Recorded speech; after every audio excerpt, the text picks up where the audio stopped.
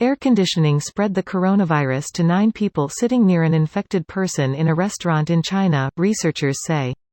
It has huge implications for the service industry. Here's a summary of the article. 3 seemingly healthy families were struck by COVID-19 in January after dining at neighboring tables in a windowless restaurant in Guangzhou, China.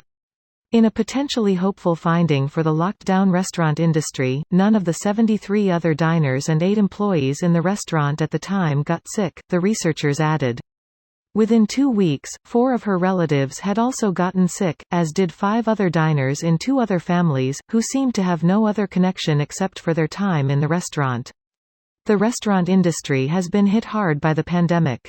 Since March 1, the restaurant industry has lost over 3 million jobs, the National Restaurant Association said.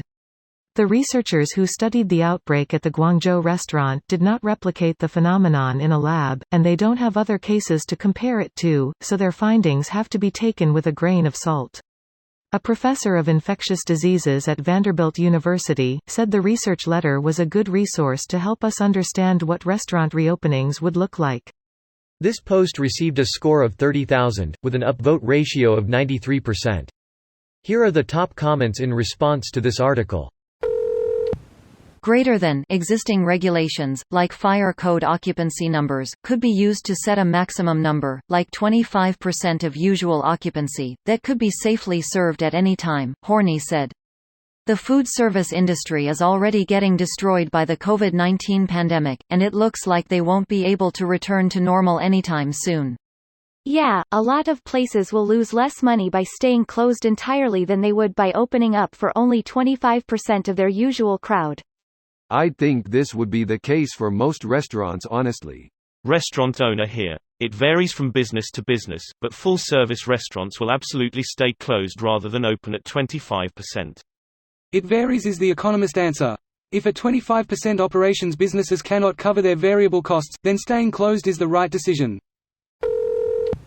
Greater than the researchers who studied the outbreak at the Guangzhou restaurant did not replicate the phenomenon in a lab, and they don't have other cases to compare it to, so their findings have to be taken with a grain of salt. Edit. It looks like a split unit, and there's a neat graph of how the restaurant patrons were sitting relative to the air conditioner on the CDC website. The dates show when each person started showing symptoms. Thanks for the correction, Pulito. Do any of these studies take into account the possibility of asymptomatic or pre-symptomatic people being in the same place as a known infected person? How on earth would they know for sure if someone who never developed symptoms was the reason people got sick, vs the known infected person? Bingo. This would only make sense if asymptomatic transmission wasn't possible, which we now know it is. It makes sense when you consider that only people in the flow of the air conditioner got infected. If you wanted to make an argument that they were potentially prior infected asymptomatic cases, you would not expect to see them all lined up in the path of the air conditioner relative to the known infected patient. It's hard to rule out false positives with a single case. It's pretty useless for regular people to know this might have happened once.